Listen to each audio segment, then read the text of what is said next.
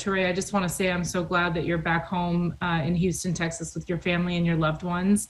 I know that you signed with BC Chernobyl in Ukraine just January 5th after playing at a few different teams over in Europe. Can you tell me what the last month and a half has been like? Were you aware of the tensions that were mounting in these last few weeks? First and foremost, thank you for having me. And to answer your question, from when I signed to Ukraine in January, I absolutely had no clue of what was going on. You know, in such situations like that, things kind of escalated really fast. And you would think war in 2022 is, it's not normal. So it was very abnormal for, a war to happen like right when I got there. But the last few weeks, so to speak, has been a whirlwind. Just the unsureness of going home or staying with the team, and fulfilling the contract, obligation. So I struggled with that. I was kind of torn. But when they actually invaded Ukraine, that's when I got worried, and that's when I started to come home, and I kind of got stuck for a little while, and then I finally got out. There were missiles being dropped about 2 hours from where you were located. Is that correct? Yes, that's correct. I'm sure that was sort of a sign it's time to go. How difficult was it to get out of Ukraine? It was incredibly difficult. Just from, like I said, the unsureness, not knowing who's going to pick me up, just, putting all my trust into, a Ukrainian or anybody that's driving. I had no clue where I was going. It was just five of us that was in the car together, and just hoping and praying that the guy that was driving us can take us to safety. So, knowing that the missiles was 2 hours away definitely was scary. Now, the five people in the car with you, were those your teammates? And who orchestrated that ride for you to get out? So 2 weeks prior to the incident happened, the team was pretty aware of what was going on. They had a sit-down conversation with the team, explaining specifically to the Americans that, if anything happened, they invade, we're going to have a car for you, and we're going to take you to safety. So, in retrospect, they did do that. So I was happy about that. But I had two other Americans, one Lithuanian and one Ukrainian girl. And we kind of just, came together and just figured it out, and we got through. Was there a language barrier? How were you able to communicate? The Ukrainian girl, she was our translator. She basically was the manager of the team. She handled all the details and, all the minute things with the team. So we put a lot of trust in her. She did a great job navigating us and, talking to the guards and, talking to the drivers. So she did an incredible job and showed a lot of fight. Speaking of that, I think as the world watches this horrific war unfold, people are taken aback by the fight in the Ukrainian people and the spirit. Did you get a sense for that in the short time that you were there? I know it was less than 2 months.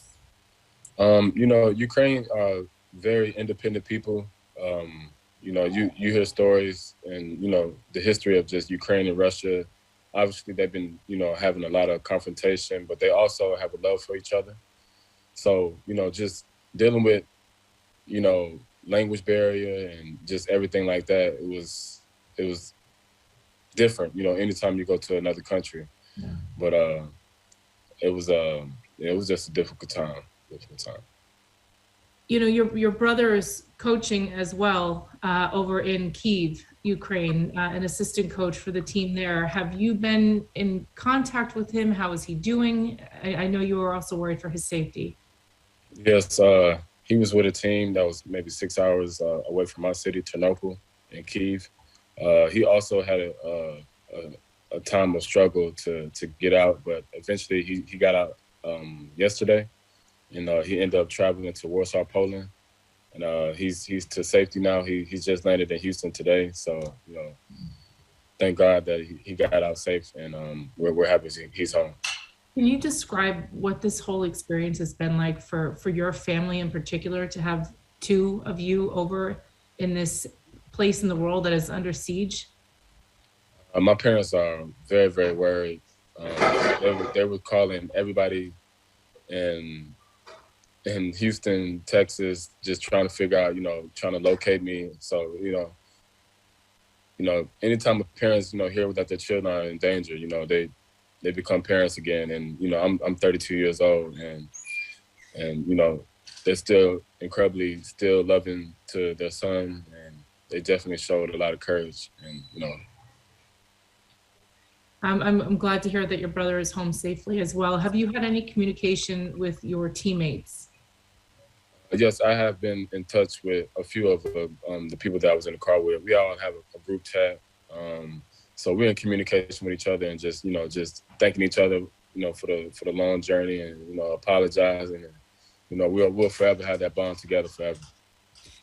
Is there, people are talking about the backup at the borders as the refugees are trying to get out to the neighboring countries, whether it be Poland or Slovakia, Hungary, Romania to the south, which is where you went, correct? What was that like for you at the border? How many people were there? How long was the line to cross? What was that experience like? It was very frustrating. Just getting to Romanian border, you had to sit through the traffic. We sat through the traffic at least 6 hours, just waiting in traffic. And we maybe moved from, think of a NBA court and one baseline to the other baseline. In between that, we moved maybe 5 hours in between that time. So we didn't move much. And when you look down, furthermore down the road, you look like, okay, I'm gonna be here for 2 or 3 days if I stay right here. So what we did was end up getting out the car and then driving to the front. We actually, the guy got on the median and just did some illegal things and just got us to safety, as he said he would. And then from then on, we just stood in the cold for maybe 8 to 10 hours, and it was at least from the line, from the car line, maybe 300-400 cars, and then from people line, it was maybe over 100 people. So there were two separate points of entry, people that were on foot and then people that were in vehicles? Exactly. So, and it was freezing outside. So not only you was dealing with that, but, you also had women and children that were getting in line first. So, a man to get in front of a mother and her child, you probably wouldn't have got over the border because they were pretty strict, the Ukrainian guards. Toure, is there any point in time that you're thinking, I'm not going to get out of here? I was absolutely going crazy. After, the maybe 4th, 5th hour just standing outside, that's when I became very, very worried. I told myself I'm definitely going to be here overnight, and just standing and just sitting, my feet were freezing. I couldn't feel my hands anymore. And it was just an unbelievably traumatic event that happened. And, when I reflect back on it now, being in Houston, like it was a tough situation, and I can't imagine what the people in Ukraine are going through. They are suffering worse. Better yet, people are dying. So it's a very unfortunate situation, and my prayers are to Ukrainian people and all over the country. Was there any signs of aid or relief coming in, whether it be food or blankets or anything like that? Once when we crossed the border, there was you could tell there's a community outreach that got together and helped the refugees that was coming over.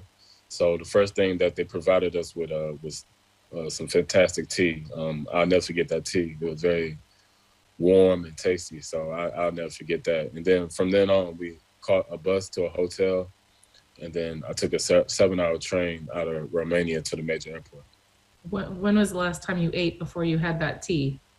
I haven't ate in maybe 10 hours plus. And then from then on, I didn't eat anything that was really solid. I just had gas station food like chips, cream cheese, and crackers. So I didn't eat anything proper. I didn't eat anything until I really got home back to Houston. Have you seen your brother Yannick yet? Actually, I have not seen him. He gets here later on today. So I hear he just landed. My mom just texted me not too long ago. So I'll probably see him either tonight or tomorrow. Can you explain what it was like when you reunited with your family and your son? It was unbelievable. It was a feeling that you never forget. Family is everything. It's one of my main values in my life. I cherish it, and I never take a day for granted ever. I was very ecstatic to meet my family again.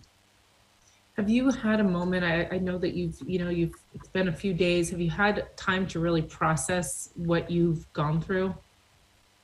Yeah, when I'm just sitting alone, I had a hard time sleeping right now, and in those moments, I'm just thinking about the people in Ukraine and all the bombs and all the missiles that are going off, and the Russians are shooting at innocent civilians. So it's a little bit PTSD a little bit, and I'm just happy that I got out of that situation, but it's definitely on my mind 24/7.